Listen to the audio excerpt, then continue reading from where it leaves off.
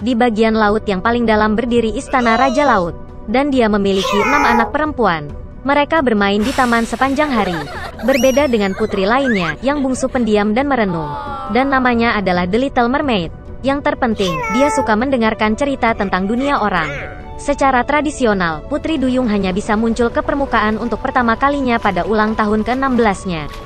Dan sekarang saatnya melihat negeri dan putri bungsu. Dia muncul di dekat kapal, bernyanyi dan musik datang dari geladak. Ini adalah pertama kalinya sang putri melihat kapal itu. Di kabin kapal, Putri Duyung kecil melihat seorang pangeran tampan. Untuk waktu yang lama dia tidak bisa mengalihkan pandangan darinya. Tiba-tiba, badai dahsyat dimulai di laut. Kapal pangeran menabrak batu dan hancur berkeping-keping. Dalam kegelapan total, petir menyambar, dan Putri Duyung kecil melihat pangeran jatuh ke laut. Dia menyelamatkannya dengan membawanya ke darat. Segera pangeran itu ditemukan oleh seorang gadis yang lewat. Ketika dia bangun, dia tersenyum padanya dan berterima kasih padanya karena telah menyelamatkannya. Putri Duyung kecil menjadi sedih karena sang pangeran bahkan tidak tahu tentang keberadaannya. Dia menyelam ke dalam air dan berenang menjauh. Dari cerita ayahnya tentang orang-orang, Putri Duyung kecil mengetahui bahwa mereka menganggap ekor ikan Putri Duyung itu jelek. Oleh karena itu, untuk menyenangkan seseorang harus memperoleh 2 kaki. Keesokan harinya, Putri Duyung kecil pergi ke penyihir laut. Penyihir itu setuju untuk membuatkan ramuan untuknya yang akan mengubah ekor ikan menjadi sepasang kaki yang ramping.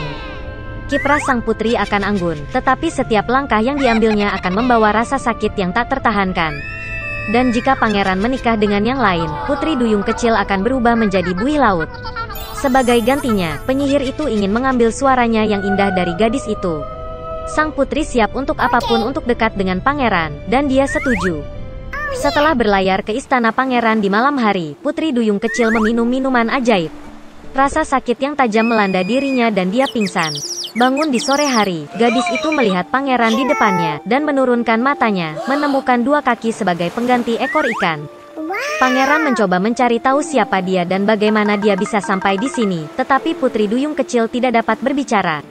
Meskipun gaya berjalannya yang lapang dan tariannya yang indah, dia merasakan sakit yang luar biasa di kakinya. Sang pangeran semakin terikat pada Putri Duyung kecil, tetapi tetap memperlakukannya seperti anak kecil yang lucu. Tidak pernah terlintas dalam benaknya untuk menjadikan dia istrinya. Suatu ketika pangeran mengakui bahwa hatinya ditempati oleh orang yang telah menyelamatkannya sejak lama di pantai, dan mereka akan menikah. Putri Duyung kecil itu sangat kesal, tetapi tidak bisa mengatakan yang sebenarnya. Ketika tiba waktunya untuk pernikahan, pangeran mengundang Putri Duyung kecil untuk pergi bersama pengantin baru dalam perjalanan bulan madu. Tenda bulan madu mewah tersebar di dek kapal. Putri Duyung kecil memiliki 1 malam terakhir untuk bersama orang yang dia tinggalkan rumahnya, memberikan suaranya yang indah dan menanggung siksaan tanpa akhir setiap hari. Tapi dia bahkan tidak menyadarinya. Ketika keheningan terjadi di kapal, Putri Duyung kecil duduk di geladak dan menunggu sinar matahari pertama. Tiba-tiba, di dekat kapal, dia melihat saudara perempuannya. Mereka dengan air mata meminta penyihir untuk membantu menyelamatkan sang putri dari kematian. Penyihir itu memberi mereka pisau tajam, yang akan digunakan Putri Duyung kecil untuk menembus hati pangeran. Setetes darahnya akan mengubah kakinya menjadi ekor, dan dia bisa kembali ke laut. Putri Duyung kecil melihat ke dalam tenda, dan melihat ada sepasang kekasih yang sedang tidur. Dia tidak menemukan kekuatan untuk mengambil nyawa pangeran, dan melemparkan belati ke laut. Dengan kesedihan, Putri Duyung kecil menceburkan diri ke dalam air. Tapi kebaikan sang putri meluluhkan hati penyihir jahat itu. Penyihir itu membatalkan mantranya, dan Putri Duyung kecil lagi-lagi memiliki ekor ikan, bukan kaki manusia. Dahulu kala ada seekor induk babi dan ketiga anaknya. 3 bersaudara memiliki tinggi yang sama. Bulat, merah jambu, dengan ekor lucu yang sama. Sepanjang musim panas babi bermain di rerumputan hijau, berjemur di bawah sinar matahari, berjemur di genangan air. Tapi kemudian musim gugur telah tiba. Suatu hari ibuku berkata sudah waktunya mereka memikirkan musim dingin. Dia meminta mereka untuk membangun rumah besar. Sang adik berkata bahwa musim dingin masih jauh. Kakak tengah berkata bahwa dia akan membangun rumahnya sendiri saat dibutuhkan. Dan sang kakak memutuskan untuk membangun rumah itu sendiri. Saudara laki-laki dan perempuan yang lebih muda tidak melakukan apa-apa selain memainkan permainan mereka. Itu menjadi semakin dingin setiap hari. Sang adik memutuskan untuk membangun rumah dari jerami. Saudara tengah mengira akan sangat dingin di rumah jerami di musim dingin. Dia memutuskan untuk membangun rumah dari ranting dan ranting. Menjelang malam perumahan mereka sudah siap.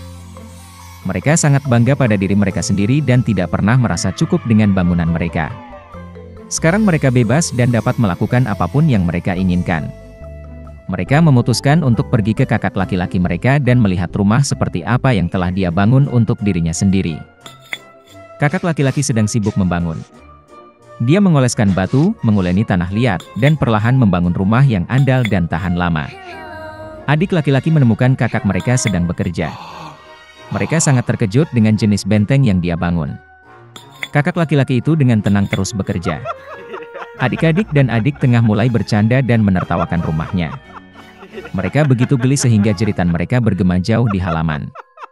Kakak laki-laki meminta untuk diam karena serigala bisa mendengar mereka. Adik-adik laki-laki dan menengah semakin terhibur. Mereka memutuskan bahwa kakak laki-laki itu hanya seorang pengecut. Dan kedua saudara pemberani itu pergi berjalan-jalan. Dalam perjalanan, mereka bernyanyi dan menari, dan ketika mereka memasuki hutan, mereka membuat begitu banyak suara sehingga mereka membangunkan serigala yang sedang tidur di bawah pohon pinus. Serigala yang tidak puas dan lapar pergi ke tempat di mana jeritan dua babi bodoh itu datang. Saudara-saudara berjalan dengan riang dan berbicara tentang betapa mudahnya mereka menangani serigala. Dan tiba-tiba mereka melihat serigala hidup yang nyata. Dia berdiri di belakang pohon besar.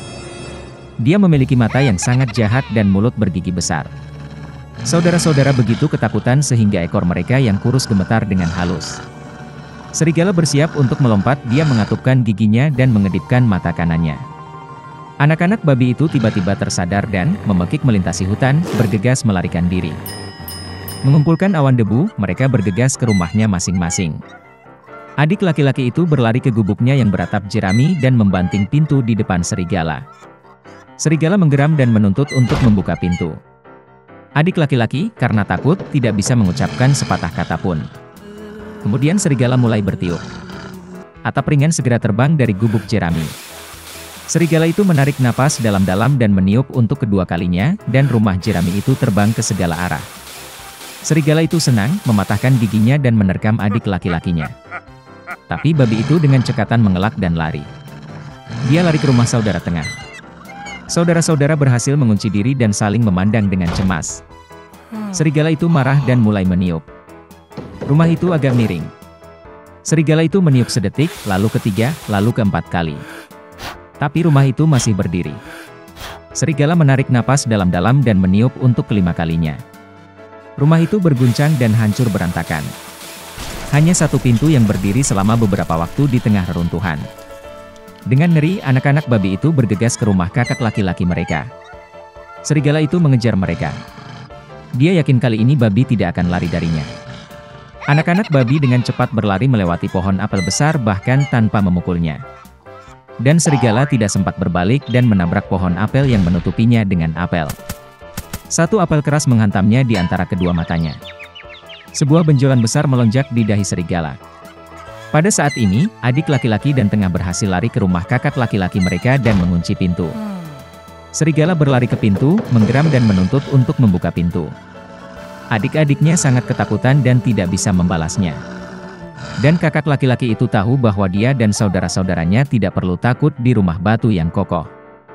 Kemudian serigala menghirup lebih banyak udara dan meniup secepat yang dia bisa. Tapi tidak peduli seberapa banyak itu meledak, tidak ada satu batu pun yang bergerak. Dan kemudian dia melihat ke atas dan melihat cerobong asap besar dan lebar di atap. Dia dengan hati-hati naik ke atap dan mulai turun dari pipa. Babi mendengar suara gemerisik.